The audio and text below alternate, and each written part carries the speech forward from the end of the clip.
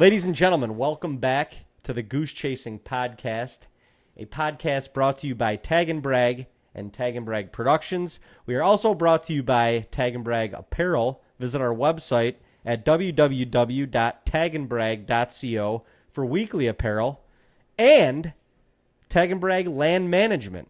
There's a better hunting in your future. Let's build a management plan together. Dino, round 2, baby. Round 2, I love it. Round 1 went actually a lot better than I thought. I enjoyed it, number 1. Number 2, I think the people enjoyed it. I think the people were pretty shocked because we kind of kept this under wraps for a little while. We did, yeah. I don't know. Anymore, I don't like to say, like, coming soon or, like, can't wait for this or anything. It's just like, do it behind closed doors, launch it, and then when you're ready to roll. Let it roll. And I think that caught some people by surprise, and I like that about what we got going on here. I do too. Mysterious. We let's kind of read through some comments. Matt Davis from Whitetail Edge said, "Congrats, fellas. Pretty awesome work. Thanks, Matt." Our buddy Uncle Tony from Mountain Lodge Outdoors. Nice work, gentlemen. Nice work! Exclamation. Uncle Tony. Uncle Tony's coming to camp next weekend. Oh, he's doing a little coyote hunting. That'll be fun. The coyote specialist. Isaac Kent said, "This is the fastest I've ever gone to subscribe to a podcast." That's what's up. Jonah Bell, excited to listen, fellas. Guys from Become One said, "Good luck with the podcast. Look forward to giving it a listen." Tom Lowland, "Can't wait to hear." And we just there's a lot of comments on here that are pretty cool, all positive stuff. I like it. Just going to be fun to dive deeper into a lot of our stuff, a lot of our videos, our hunts, stuff that we just don't really have time to get in depth with on our actual videos.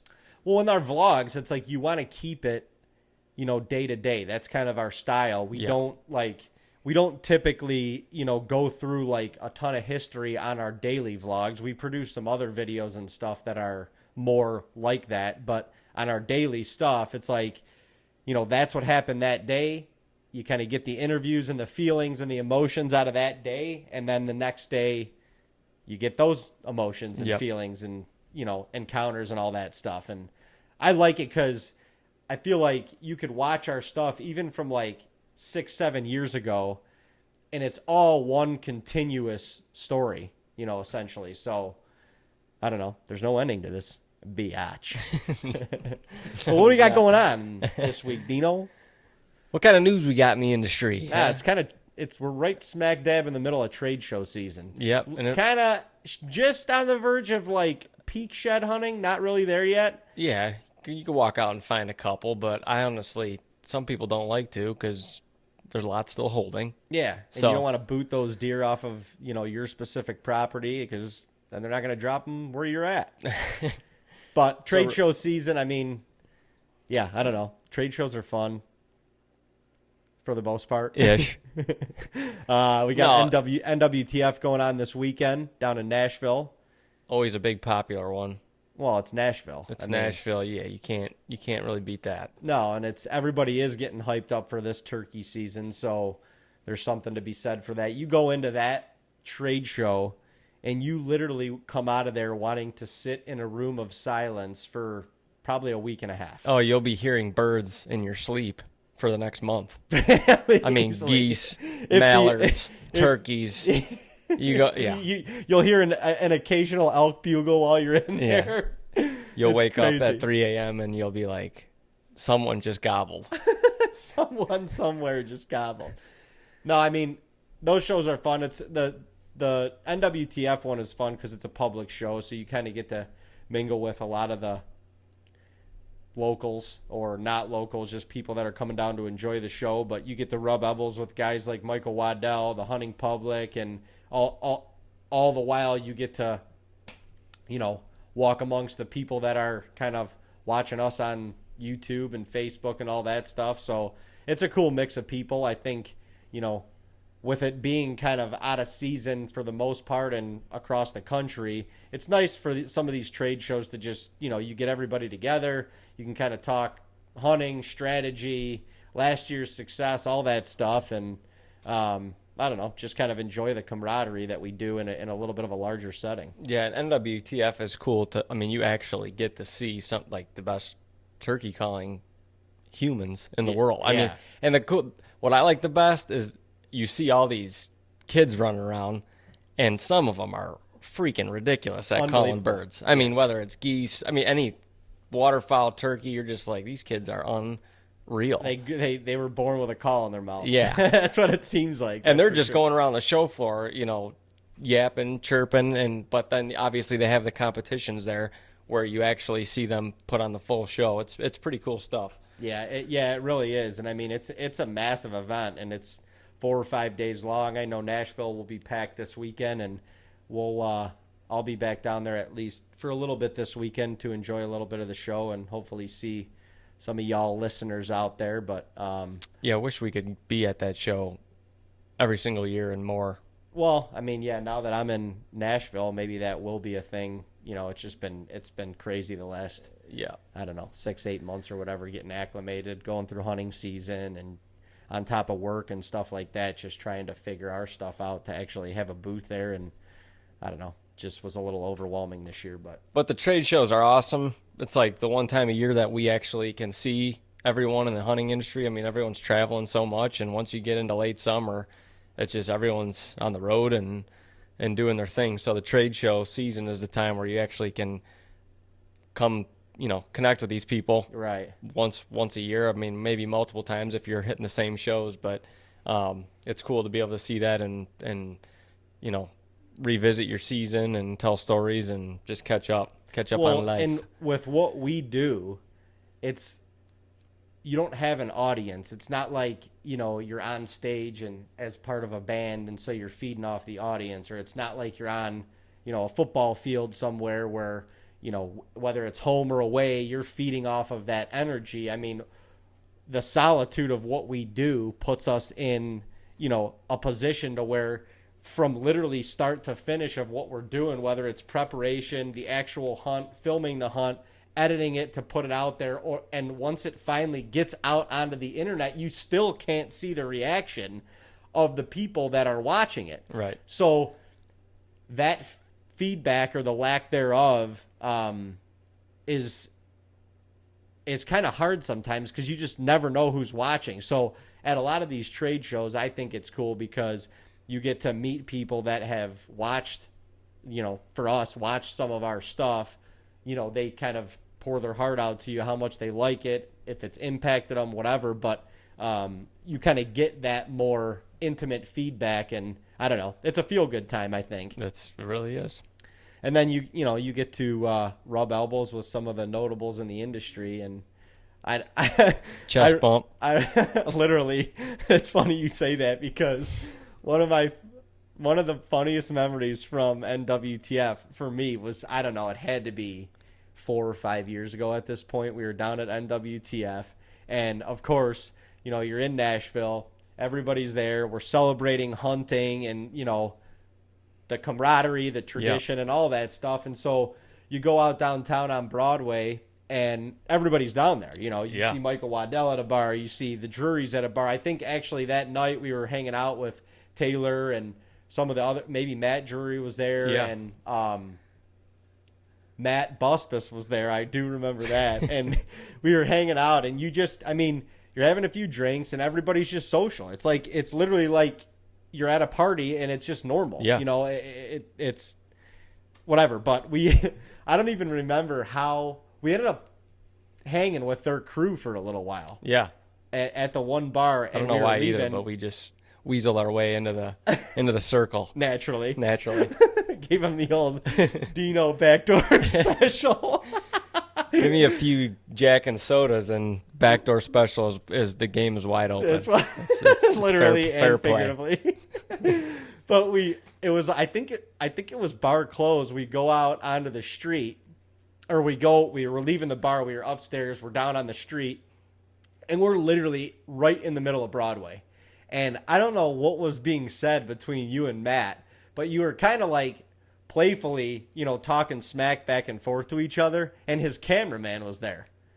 And he was like 6'5", 6'6". Huge, a monster. I mean, yeah, at least compared to us, we're tall guys, but I remember looking at him being like... Looking up to him, yeah. I'm like, how do you conceal this guy in a tree? He literally didn't know. I don't remember if it was something with his show. He was doing some kind of competition, but I think, naturally after I get a few, like I said, Jack and Cokes in my system, I get Dean was friendly. I think he was talking a little smack, like I was like, I wanted to compete. I'm like, let's go. Like it wasn't like a fight thing. No, it was like me and Dave versus you and your cameraman. Like, put us on an uncharted piece of turf and let's go kill some stuff. And then Dean's literally like, him and Matt are like fairly close at this point, and me and the cameraman, if you can imagine, him and Matt are like face to face, and then me and Matt's cameraman are like face to face, like perpendicular to them. And so Dean is like looking right at Matt talking, and he literally takes the back of his hand and slaps the cameraman in his chest, just playfully once again. And he's like, Matt, how do you even conceal this guy? He's like 6'12". I lost it. Because it was as much of a filming competition in my head than it was just a hunting. It was 100%. The whole production team together. Yeah. It's like me and you versus you two. Your guys. Let's go. The size, we have a size advantage on the negative side. It's hilarious. But I mean, getting back to it, like, that is probably the funnest part about the trade shows, is just like with your quote unquote colleagues or just with your peers in the hunting industry, being able to connect with them and joke around and, just kind of express your personality a little bit. Like, that's something that you're not seeing on whatever, social media or TV. Right. It just kind of gets it. I don't know. It's a very informal, it's just fun. It is. It's fun. So that was, I will always remember that. Like, Dean is he's not outspoken by any means. Like, not that he's a man of few words, but he just, when he speaks, you better, listen, because what he speaks is going to add value. So to see a couple Jack and Sodies in him, and then all of a sudden he's breaking out and chesting with Matt Busfus's cameraman, who is literally a monster. He could have picked both of us up and tossed me across Broadway. Dean would have been flying into the stage, not how he wanted to. No. That's for sure. But oh man, the shows are always just fun because I don't know, you go to the show during the day and everyone's going out somewhere at night. So there's always stories, memories that you're telling at the next ATA or NWTF, whatever it is. You're always creating some fun on those nights. Yeah. No shortage of fun. That was certainly a fun one. What else, man? We Super Bowl was this past week. Who did you have winning the Super Bowl? I actually, my gut was telling me the Chiefs were going to win, but right. I had the Eagles winning. I don't know why the whole time I just thought the Eagles were just an unstoppable force that after the game, I thought the Eagles were a better team. I honestly do. Yeah, I do too. I think they were. That call at the end, I mean, definitely could have gone either way. Kind of tough to see because in that moment, the Chiefs were kicking the field goal regardless. So they were going to go ahead no matter what. Yeah. But that would have at least given the Eagles like a chance to come back and try and kick a field goal and maybe tie it and go it into overtime.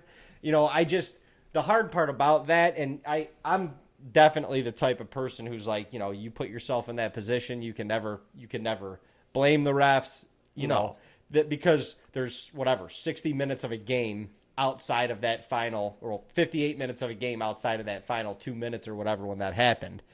But man, I would have just loved to have, seen them play it out. Yeah. That's just to see them play it out. Is that good of a game. It was so back and forth.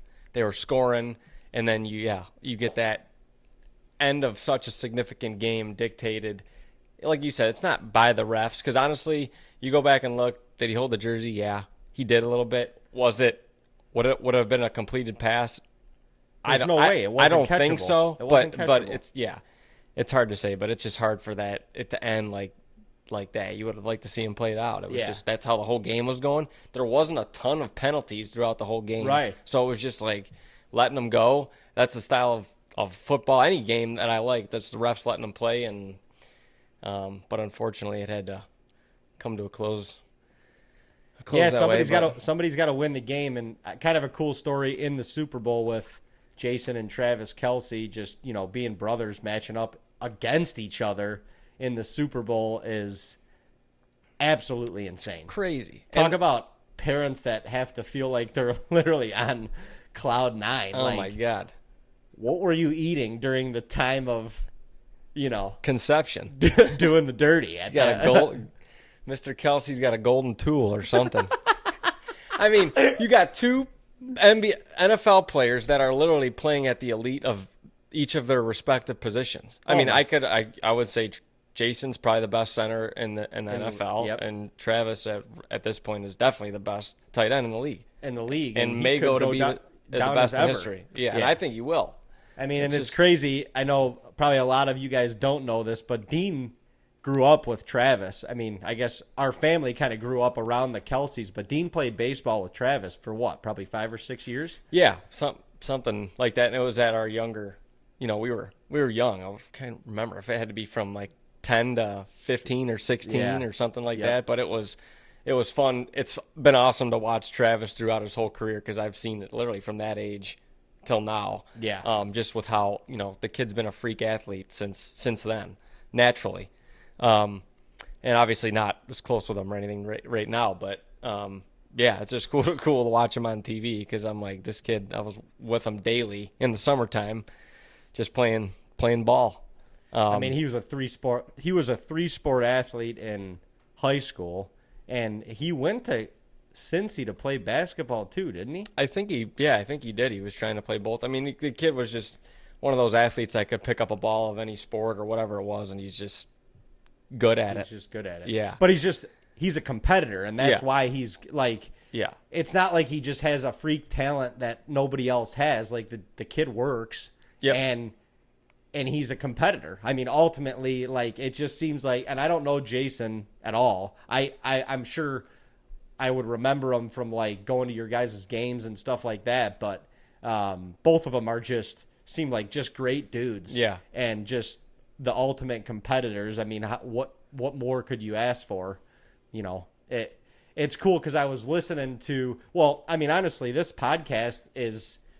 podcast is highly influenced by their podcast called New Heights. I love what they do every week about talking through their games, talking through what's going on in the NFL, what's going on around the league, what they think about different, new news around the league and stuff like that. So a lot of this a lot of what we're doing now is influenced by them because I feel like we can bring that to the hunting world as well. Yeah, you get kind of like that. You get the player's perspective of what's actually going on in the NFL and what they're thinking about and how, like, you just don't get that. You watch ESPN, you see these guys that aren't playing anymore talking about the sport and giving their opinions and this and that, and you kind of get brainwashed to what their perspectives are, and it's cool to see and hear that from two elite players in the NFL. Yeah, and I'm excited to take this into our, turkey season, obviously, and then, but really into our hunting season, or back up a little bit into food plot season and then into hunting season, because it can be the same with you and I being able to just kind of talk through where we're at, what our tactics are, like what we're targeting, and what, based on the state we're in, based on the conditions, and, just the activity that we're seeing. So I'm excited to kind of bring that aspect of it to goose chasing, over the next couple months. Yep. What are we goose chasing next? That's always the question. That is, and it's in life's the ultimate goose chase. I was watching an interview with Jason Kelce at the Super Bowl, and it was pretty cool. The dude was literally in tears, and he was just talking about his persistence on life, on his dream of playing football, on all that stuff, and going through, he was obviously went to Cleveland Heights High School, was not recruited by any D1 program, went to Cincinnati. I'm not sure if he just walked on there or what the case was, but ended up at Cincinnati nonetheless. Ended up being a great player there, getting drafted, actually pulled Travis out of some trouble there too and kept him on the team. And, now go look at, what Travis has gone through and where he's at now. But I mean, our whole journey has been persistent. It's funny because we get asked all the time, what do I need to do to get into the hunting industry? Like there's a secret sauce or something. Yeah, and I think that's like the end all be all question that everybody always asks and everybody's always wondering. And it's like being involved in the hunting industry now for 10 years, there is no answer. There's no answer. And now it's getting so saturated, and so kind of, diluted in a sense. There's really no answer. You have to differentiate yourself, but it's just like, I don't know. We just had not that we had like the answer, we knew where we were going to be right now 10 years ago, because we certainly didn't, and our path has changed multiple different times along this journey. But I think for us, we never took no for an answer. Like, yeah, and you never had it. I mean, we've been knocked down a lot of times, but you never even had a gut feeling that like, well, we might have to shut this down, or like, we shouldn't do this anymore. We should figure out something else to do. I was just never even thought about that. It's just like, what? Okay, how can we pivot? Right. How do we? Well, I mean, and what started as, obviously, we've always had a video camera in our hands since we were young. Yeah. And we've always been fans of outdoor TV. And we always have watched outdoor TV growing up, and the old DVDs and VHSs back to the Monster Buck series and Primos and all that. And like, not to be like cocky, but we felt like we could do it a better way. And I don't even know if that's the right word of saying it, but we felt like something was missing, I think. Yeah. And that's where, when we started filming, and I think we mentioned this on the last podcast, we always knew we weren't going to kill as many big bucks as Lee and Tiffany. We weren't going to outproduce Heartland Bowhunter. But the impact that we could have with our personalities and that's ultimately what we could control, when we realized that, then it was like, we're really not taking no for an answer, because then we're just saying no to ourselves. Yep. And I don't know. I mean, like you said, there's been a lot of hardships along this journey. I mean, we went from developing an app and a website that was more social media based for hunters and fishermen, to filming and starting our own YouTube channel, to kind of taking the cookie cutter TV style videos and trying to create those, and then realizing that we filmed and like produced so much more than just the successful, quote unquote, successful hunts, and kind of turned the page into the vlog style hunts. And now we're doing that and social media, and now we're producing other outdoor TV on top of that, just because of what we've built. It's crazy to think about the journey. And, if you had thin skin, or if you took no for an answer, if you got knocked down and just weren't willing to get back up, where you would be, and the thoughts that would be in your head, wondering, if I would have done this, if I had done that, in what I actually love to do, where would we be right now? But I don't know. I'm grateful for all the hardships that we've had along the way, and just the struggle, because we've gone through a lot of struggle in this journey, and the struggle that we've had has gotten us to this point, and I wouldn't take back any of it for anything. No, I mean, what we kind of learned is you got to stick to what you love to do, what's naturally you. Because when we got off track, or I would say our biggest hardships or hurdles were when we were trying to produce this phone app, which was an awesome idea, I think, at the time, but it was really beating us down to the point where we were like, we're getting away from like our personalities, like showing off our videos and our content and just doing what we are good at and love to do. And it diverted us kind of away from that whole thing. And then we realized we got to shift things and refocus. And we, whatever, spent a lot of money and stuff working on that stuff, and it took away from all that, but we got ourselves back on track. But it's just, the journey's been crazy. Yeah, and it's like you said, we kind of got taken out of what we were passionate about for a little bit, and I think number one, recognizing that is important along your journey. Recognizing, not beating a dead horse to try and get something out of nothing, essentially. But I guess recognizing, when to kind of pivot along your journey. But ultimately, like, all we do is document what we love to do. Yeah. And we're authentic versions of ourselves. Right. And I think that's the biggest thing right there is yeah. Because people, and it's taken, sorry, I didn't mean to cut you off, but it takes a lot of time to learn how to be you in front of a camera. People, and it doesn't even matter if you're holding the camera yourself. Right. Like, no, you're exactly right. People think that you're talking in front of a camera, like things got to change. Like you got to be the person that everybody else wants to see. But the reality of that is everyone wants to see you. But you just kind of have this psychological thing, like I got to change who I am. I got to be like other people are in front of the camera, if that even makes sense. But for some reason, something in our brains tell us to do that, and people either shut off when the camera, like they literally just shut down and they go into like, oh, I got to be a robot or like a news reporter. And once you can learn to get that the hell out, like, and you can just, it's like the camera's not there, just be you.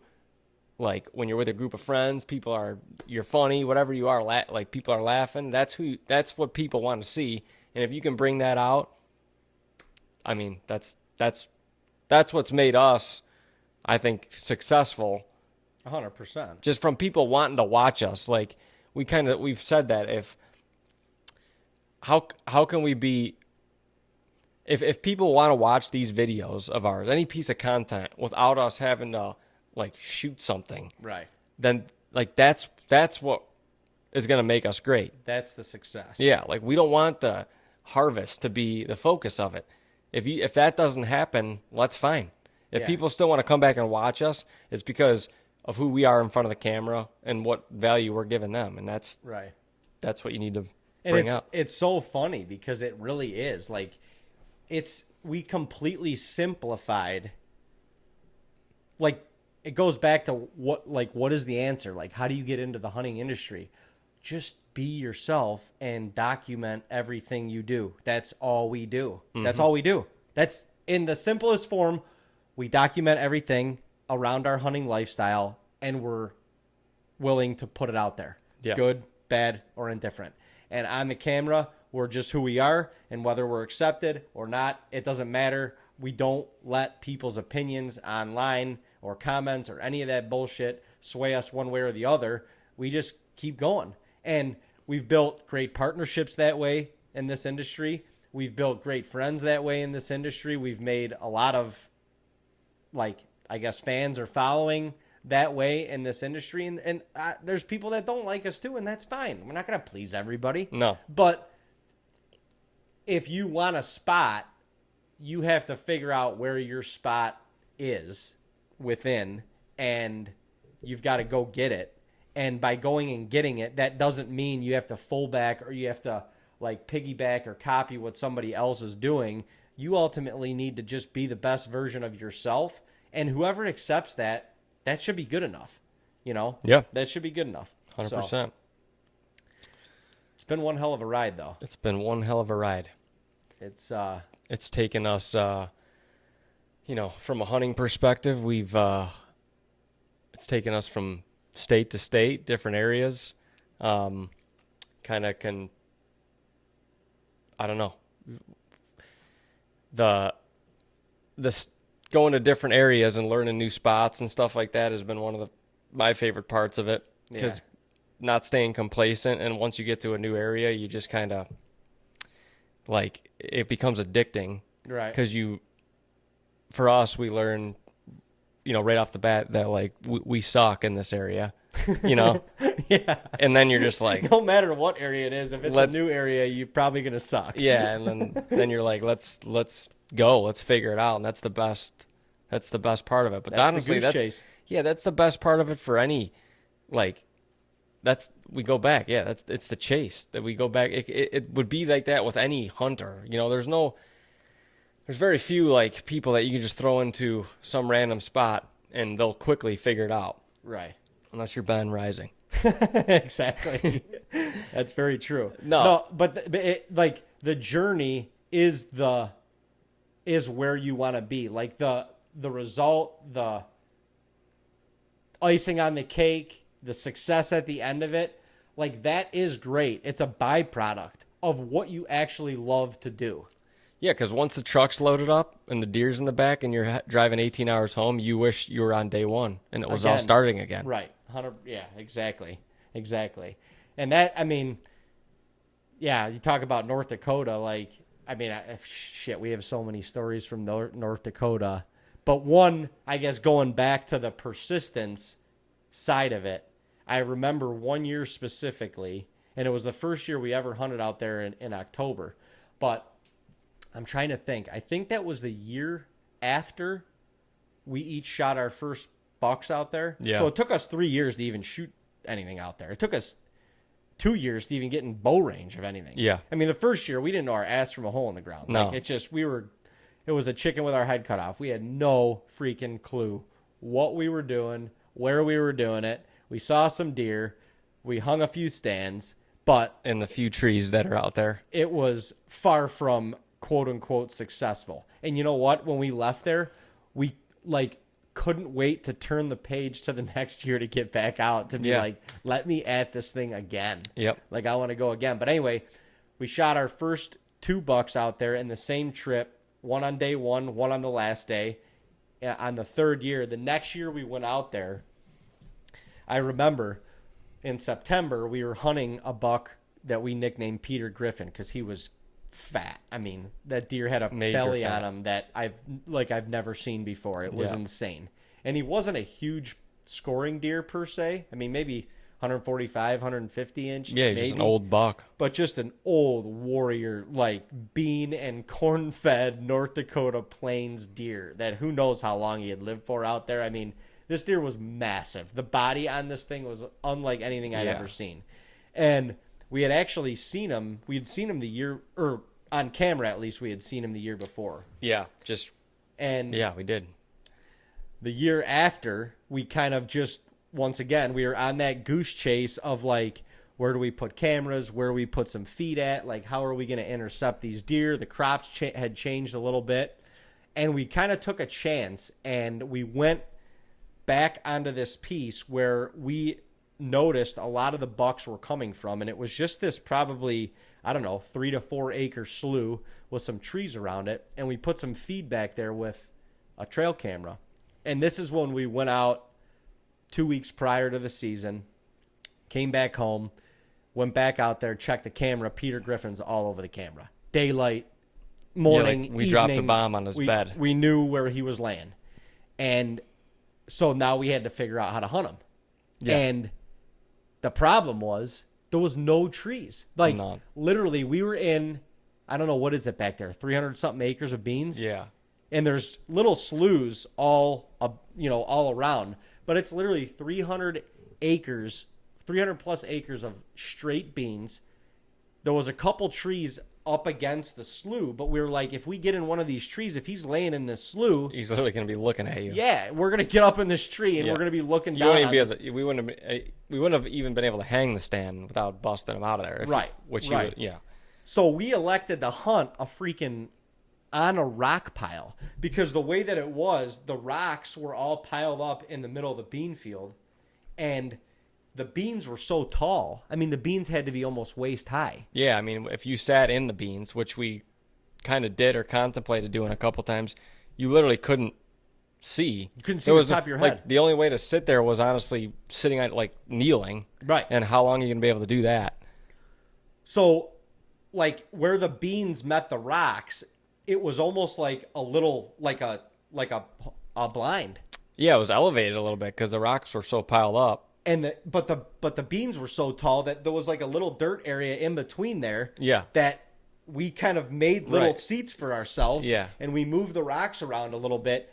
honestly, it was money. Yeah. Because we were close enough to his bed where we would see him get up back there, and all the while, like, we could actually, we thought at least we could get in bow range of these deer.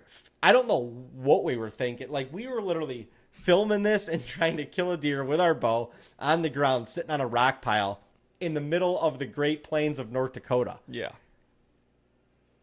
But we were successful getting in bow range of the deer. We just never saw Peter Griffin. Yeah. And we saw some nice bucks. We had a couple really nice bucks within bow range. And I go back and look at some of that footage now, and I'm like, man, the younger versions of ourselves, like, I cannot believe we didn't shoot one of those deer, but it was because Peter Griffin was in there.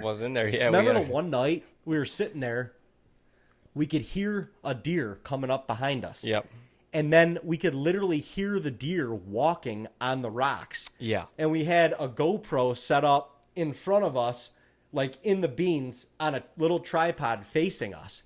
And we never saw the deer. We just heard it blow one time and then bound away, so we never knew what it was. But in the GoPro footage, it's insane because that deer literally had to have smelled us. I mean, we were playing the wind. And She was rock coming piles, right downwind 10 yards wide, maybe not even. 5 yards wide. Yeah. That thing came walking on the rocks, around the rocks, and you kind of saw it, like, peek its head up and, like, look at us. And Dean and I are, like, both, like, trying to creep peek the eyes over. And that thing, like, literally saw us and turned around and blew once and bolted out of there. But literally, that's how good our concealment was on this rock pile. Like, they literally were stepping on top of us to try and figure out what we were. And they were only doing that because they smelled us. Yeah. Not to mention to get in and out of there. Well, in was a little bit different, but to get out at dark, I mean, there was no cover. We were literally crawling through like 200 yards. Yeah. Just so deer that were up and around wouldn't see people walking. It was insane. And I remember sitting there, you know, we were sitting there 4 or 5 hours at a time and, like, cramping up. Well, you're sitting on rocks. Yeah. And these aren't like boulders. These are like, I mean, some of them are jagged. They're like 12-inch size rocks. So they're not big enough to, like, actually set your body on. They're just, oh my God, in your ass and, like, it was freaking brutal, in your man. back. And getting eaten by mosquitoes. Yeah. It was, like, not glamorous at all. The crawls out, I remember, were horrible because early season, it's warm out. And, you know, at least if you know North Dakota, it's when you walk in those tall grasses and you brush, you know, you disturb all the insects that are on the beans and everything, and they just flush out. So when you're crawling and your head is in, like, bean level, you are just getting destroyed by bugs. I mean, destroyed. And the one day that Peter Griffin daylighted, Dean and I were driving up to the property. It was piss and rain. I mean, it was pouring. Monsoon. It was a freaking monsoon. And I remember we were getting in early that day. Yeah. Because so many of the deer were coming out early. It was raining so hard. We got up to the property and we're sitting in the truck and we're watching the radar, and it doesn't look like it's going to stop for like half hour, 20 minutes, half hour, whatever. But it was going to stop. But it was going to stop. It was going to be a hard stop. Like, this was a system that was coming through, hammering us. And we have no cover, obviously, on the rock pile. So we got like a 4 to 5 hour sit because we were getting in early. I remember, didn't want to be wet. Yeah, we're like, we can't be soaked sitting there for that long. I mean, and then the storm just, like, abruptly ended. Like, it was just over. Yeah, it was just over, and then literally, like, the sun started peaking. Yeah, kind of. Yeah, It did. But literally, as the storm is ending, I mean, we're literally wrapping up. We're, like, getting our stuff together in the truck, trying to get our shit together to go. And the cell camera goes off, and freaking Peter Griffin is in front of the camera. Literally 30 yards in front of our rock pile. Yeah, nuts. And Dean and I are looking at each other like, you have to be freaking kidding me. Now, how do we get in? How do we get, like, what are we going to do? So we sat there and we waited for a while. And then we had to get in at that point. We kind of crept up. We were glassing. We didn't see him anymore. And we snuck into our spot and we got in. We saw a bunch of deer that night because after a rain in North Dakota, It's the best. It's money. And so we saw a bunch of deer that night, but we never saw Peter Griffin. And then the rest of the trip, we never saw Peter Griffin. And we were like, what happened? And he was so consistent, and we're just like, man, we were onto him. You know, we really felt confident. I know we felt confident in that trip that we were going to get a shot at that deer. Mm-hmm. And unfortunately, we left in September empty-handed. We went home without a tag filled. Kind of joked around about going back in October, but we had never done that before, and this was our 4th year out there, so we just didn't know what to do, or we didn't know if we were going to actually literally drive all the way back out there or what. But push came to shove. October came around. We were hunting in Ohio. We were hunting in New York. We didn't really have a ton going on. And I know me, I was itching. I was itching to get back out there. Like, I just wanted another shot, and I'm just like, man, Peter Griffin was in there. He's going to be in there. And so middle of October rolls around. I'm trying to think. It had to be, I don't know, somewhere 13th, 14th, 15th, somewhere in there that that I just decided, I'm like, Dean, I'm going. And Dean was a little hesitant. I don't even remember why. I don't know. I think it was just because we do so much work here, especially in New York, and I was just kind of set on hunting New York and Ohio. I was just like kind of ready to do that. So I didn't want to go and give that any time up, even though it was the middle of October. Like, could be great here, but also the best is ahead. Yeah. But yeah, I think that's just why and it was so sudden. So Dave literally packed the truck and he went. I'm like, I'm going with or without you, bro. I love you, but I'm going. I got to go. I feel it. I feel the adventure. I want the experience. I'm going. So I literally packed the truck and I left. Yes, you did. And I literally left, and I could tell leaving that Dean was like apprehensive, and he was like hemming and hawing. And it's an 18-hour drive from Cleveland to North Dakota. Yeah. And so I think I got to just about to Chicago, maybe not even. And Dean called me, and he's like, dude, I'm so pissed at myself. Like, I wish I would have gone with you. Like, I don't know what I'm going to do. I don't feel right being here anymore. Like, I don't feel right. You going out there together, like you going out there alone. And yeah. We've learned now that we can be efficient that way. But at the time, like, we did everything together. Yeah. He's like, what are you going to do? Yeah. It was just, we didn't know what you were going to get into going out there in October. And there was just so many things going through my head. I'm like, man, it's only going to be 4 days, whatever. And I don't know why, my gut, I was like immediately regretted it.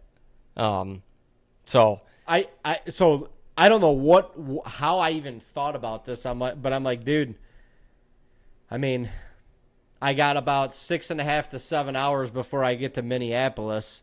I'm like, why don't you just look up flights to Minneapolis and see if you can get a flight there, and I'll just pick you up. And I did. I went on, I don't even know what it was, Orbitz or something. There was, in like literally 3 hours, there was a flight straight through Minneapolis. And I like looked at the freaking time, and I'm like, oh my God, this is nuts. And all the while, like, this is going to time up perfect for him to land, maybe have like a half hour to 45-minute wait for me, and I'm going to just roll on through. Yeah. Pick him up. Crazy. But I just like going. Didn't even really hesitate. I just pulled the trigger on the ticket, and I'm like, I'm coming. Someone take me. Yeah. To the airport. I'm ready. And Dean literally packed his bags, got in the truck, went to the airport, flew to Minneapolis. I had driven 12 hours at that point. I picked him up. I mean, it was dark. I know it was night. It was evening. Yeah. It was dark at that point. We were going to get into North Dakota like middle of the night. But I swooped through the airport. I picked him up, and then we had another 5.5, almost 6 hour drive to North Dakota, and we were in it again for our second trip. Just like that, we're back out here. Like the craziest, like once again, it's just not taking no, like that's the persistence in us. Yeah. And that, I mean, just at the end of the day, like, that's a persistence in us. Like, you weren't going to convince me that I wasn't going. Yeah. And then once I was going, you weren't going to convince Dean that he wasn't going. Yeah. Even though it was a little bit late to the party. Hesitant. But picked Dean up from Minneapolis. I had driven 12 hours by myself. Picked him up. We finished the drive. We got there. And that trip, from a hunting perspective, was brutal. Well, you think we spent 3 or 4 years trying to figure out a completely different area than we're used to hunting, the Great Plains.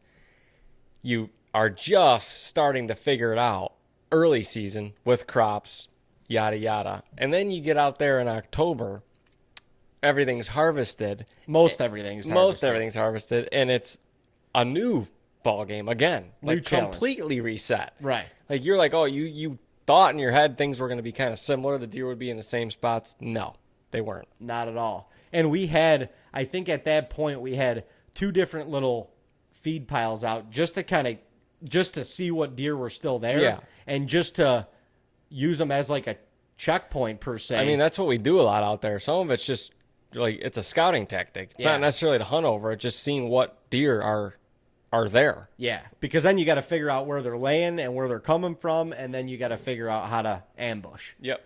And I remember in 3 days, we had hung a stand in 4 different trees, 4 or 5 different trees, and we had seen like 3 deer. And we were both beside ourselves, like, not beside ourselves. I mean, we're hunting in North Dakota. Like, we're goose chasing. We're out there living. Like, we're not beside ourselves, but we're kind of like, man, we spent all this time and money, and Dean bought a plane ticket, and, like, holy shit. A lot of gas, a lot of everything to get out there. And, like, we're not really having much. We're not really close. Yeah, we're not really close at all. And a lot of the crops are off, so you can see even farther.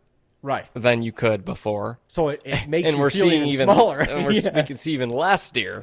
Exactly. We're just like, wow, this is a disaster right now. So it was the second last planned day of our trip. And I remember we were like, fuck it. We got to go find some deer. I don't care if we got to boot them. We got to go find where these deer are. So we started slough bumping. Dean starts slough bumping. We started doing like one-man drives in North Dakota with a bow.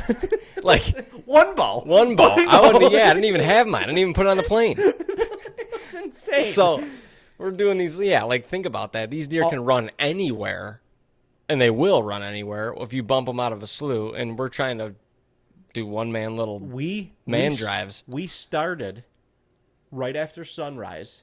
We stopped for lunch, and we went back. And we bumped, I don't even know how many sloughs. I don't know many miles I put on. You know how many deer we saw? Not a fucking deer. None. We were shell-shocked. We didn't know what to do. We had another day and a half to hunt. We were lost.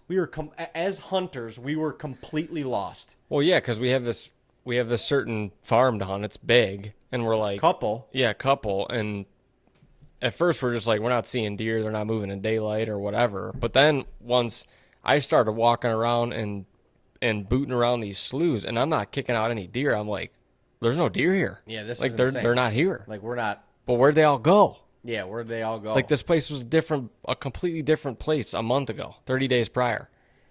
And so after that, like, it's mid-afternoon. No, it's really closing in on sunrise. We probably had an hour and a half till sunrise.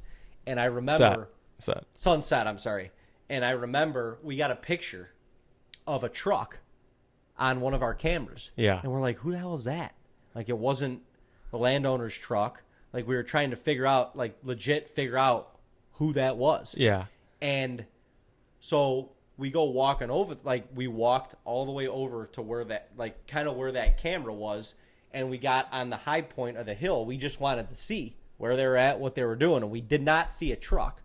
But I remember we posted up next to a tree, and we sat there. and we were just lost. We didn't know what to do. We were pissed off. We were kind of pissed off just because we felt like the last day and a half was going to be a wash. Yeah. And all of a sudden, we look up, and we could, from probably a quarter mile at least, maybe farther than that, away, we could see the slough where Slough Bega was coming from the whole time. Peter Griffin, sorry. And Slough Bega. Yeah, and the different buck, but yes, both of them. Peter Griffin, we could see the slough that he was coming from, or that we had him pegged on the entire time, where we were hunting the rock pile. Which was, funnily enough, the only one that we didn't wind bump, or, right, or man drive, whatever. Exactly. And we're sitting up on this hill, and we see a deer come out of that slough. And as soon as I saw the deer, I mean, we're far. It's at least a quarter mile away, if not farther, like I said. I'm like, that's a big deer. And the deer's coming at us, coming towards our tree row. And I throw my binoculars up, and I'm like, Dean, it's fucking Peter Griffin. The first time we had ever laid eyes on this deer, he just comes waltzing out of this slough. It was right at sunset.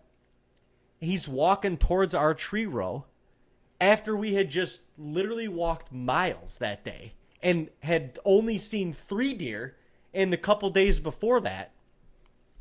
And he comes waltzing through, and then he comes to our tree row, and, you know, he gets to, and he was feeding in our tree row. Yeah.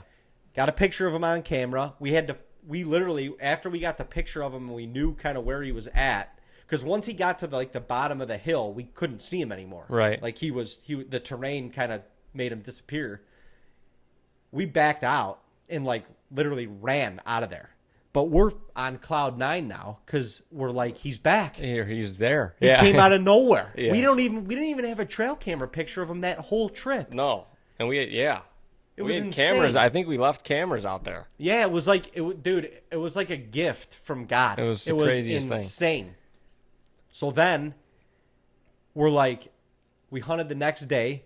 I remember in the stand that we should have been in that night, and we would have had a shot. I don't know if we would have killed them, but we'd have had a shot. We hunted that stand, and I don't think we saw a deer that night, if I remember correctly. Maybe a couple. Distant. But the night after, we had a massive cold front coming in, like 20-degree temperature drop, and we were there, and we're like, we have to stay. We got to stay one more night. We have to stay to see this cold front through. Yep. And so we stayed, got our shit together in the morning, packed up the other stand that we had hanging, packed up the other cameras. We were in it to win it in the Peter Griffin spot. Thinking he moved the other night, he's got to move tonight. We're sitting there all night again. We saw one deer far in the distance. I think we actually saw Slough Bega in his younger way in years, the distance. like a quarter mile away in a cut cornfield. Yeah, caught in the last couple of weeks, which was what we learned now going back at it. We just driving around a little bit in those last 3 days just trying to figure some stuff out, is there was a couple fields getting cut right at that time. Yeah. Corn was getting cut. And from early season, you also know that a lot of the bigger deer they sit in the corn. They hole up in the corn and are, while it's standing. So anyway, just kind of prefacing that was going on a mile away. There was a huge cornfield getting cut. Right. And we at the time didn't really think anything of it. No, we didn't think anything of it. I mean, we didn't think that it could impact our hunt that far away. So we saw Slough Bega far off. It's a quiet night. I mean, talk about a perfect October hunting night. Yeah. It was cold. It was crisp. It was dead calm. I remember in the video, I can literally hear the geese flying overhead, and because they were going to roost for the night. Yep. It was at sunset. Geese were going to roost. They were flying over our head. I mean, you want to talk about a perfectly serene, just beautiful setting. It's what every hunter dreams about, being in that moment, deer or not, is just pure bliss. There's no one within miles of you, realistically. Yeah, exactly. Well, a mile.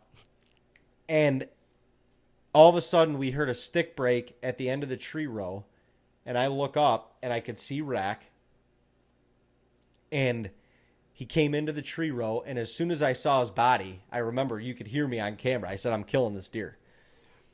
He was probably 40, 50 yards from us at that point. At the bottom of our tree row, we're probably 60 to 80 yards from the end of the tree row. Yeah. He comes in kind of downwind of us, but came in into the tree row. I'm looking at this deer through the binoculars, and I'm like, I've never seen this deer before, dude. Like, he wasn't a giant rack deer, but the body on this thing in the head was freaking huge. Yeah. I'm like, I'm killing this deer. And it was, once again, it was like a gift from God and just the hard work that we put in, I think. I mean, that's what I kind of coined it as.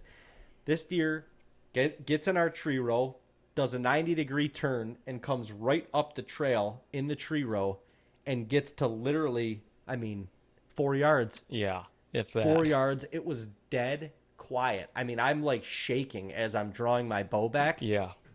We're whispering to each other. That thing is at like literally 4 to 6 yards, and he hears me right as I get the bow back. My jacket kind of like rubbed against itself and just made a little noise, and he kind of like stopped, and he just looked up, and at that point it was too late. Yeah, you were drawn and locked, missile locked. I settled that pin right behind his shoulder and let it go, and smoked that thing, and he turned around. Dude, the feeling in that moment for me was unlike any other feeling that I've ever had as a hunter, because number one, the from a hunting standpoint, the whole trip was a disaster, minus seeing Peter Griffin.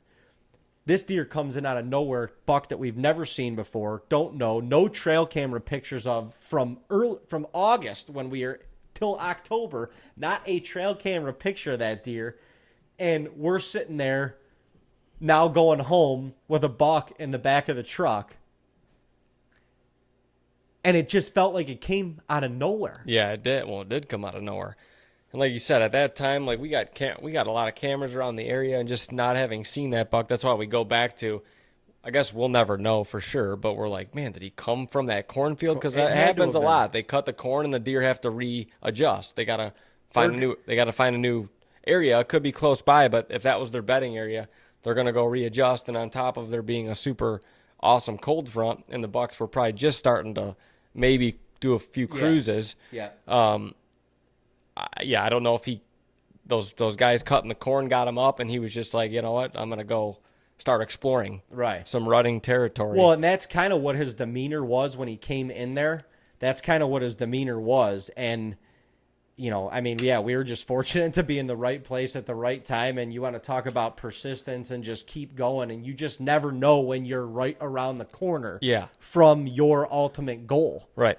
So if there's anything else that you take from this podcast, it's just don't give up. No, don't give up. We could have stuck with our original plan and gone home when we were supposed to and been like, we stayed an extra day after getting our ass kicked. We got to chalk that trip up as a wash and been like, this is not the place to be right now. Right. The deer are still here in North Dakota, but they're not right here. Right.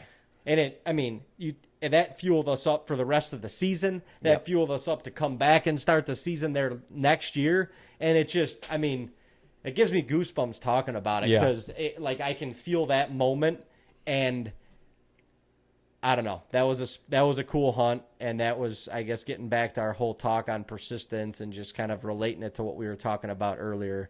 It couldn't have happened any better way. And the even better part of that story is Joe, the landowner, ended up killing Peter Griffin later that year in rifle season with 2 of his sons with him. Yeah. And called me.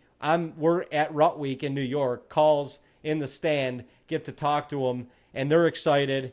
It just, you want to talk about a perfect ending to a perfect story. It couldn't have happened any better way. Yeah, and we created kind of a story with that deer that they would have never had because they don't run trail cameras or anything. Right. So we kind of connected them to him, and it was just, the whole thing came full circle. We both, you tagged the buck, they tagged. It was unreal. And not to mention that night, we recovered the buck you shot. Sun sets, it gets dark. We were just soaking up the moment at that point, so we weren't in a rush to get out of there. We were gutting the deer, and that, and you kind of look up, and if you are familiar with the West and Sky. yeah, just big sky in general. It doesn't have to be in North Dakota, but we just look up and the sky is just glittered with star. It was it was the craziest sky I've ever seen, and we were just like out in the middle of nowhere in North Dakota, just harvested an awesome buck after getting our tails kicked for 3-4 days. Yep. And it was just like, damn. It was the big man upstairs just giving us a reward for staying persistent and just keeping going. Keeping going on the dream, keeping going on the goose chase. Keeping going on the goose chase. And that was a hell of a goose chase. I mean, Yeah, there's so many crazy parts of that whole year in North Dakota and the stories that we have kind of put together. I mean, it's just something that I'll never forget. Yeah, it is cool. But yeah, like you mentioned, the signature sound of that hunt was not to be cliche, but was the geese. Was the geese? Yeah, I didn't even think about that. Just right now, that was the geese, the goose chase. Talk about foreshadowing for this podcast. Yeah, That's it insane. was wild. It was wild. Oh man! But if any of y'all are out there and you're struggling with something, or you're just down and out, or you're not feeling it, or you're working on something and it's not going your way at this moment, I just encourage you to not give up. Push a little harder. Push through it, because I promise you there's a light at the end of the tunnel. I promise you there's better things on the other side, and those things and those successes are going to feel better by getting through the tough times that you're going through right now. 100%. Don't give it up. Don't do it.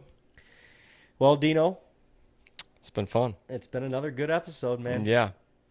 We're going to get into a lot of these hunts and just, even videos that we had out. Like we've talked about that we haven't gotten super detailed with in the videos. Yeah. And you'll kind of be able to see a different perspective of it or hear a different perspective of them. But that was certainly a hunt to remember. It was one of our staple hunts, honestly. No doubt. But, all that and more on future episodes of Goose Chasing to come. As always, subscribe to our YouTube channel. Follow us on Facebook, Instagram, and TikTok at TAGNBRAG. And I guess subscribe to our podcast now on Spotify or wherever you ingest your podcasts of choice. Yeah, and if there's a certain hunt or story of ours that you would like to hear more about, comment, leave us a message. Send us a message. Send us some feedback our way. We'd be happy to talk about it. Absolutely. Another great episode, Dino. Can't wait to get after number 3. Yeah. Until next time, folks, we will see y'all. Y'all have a fantastic week. Keep it real. Peace.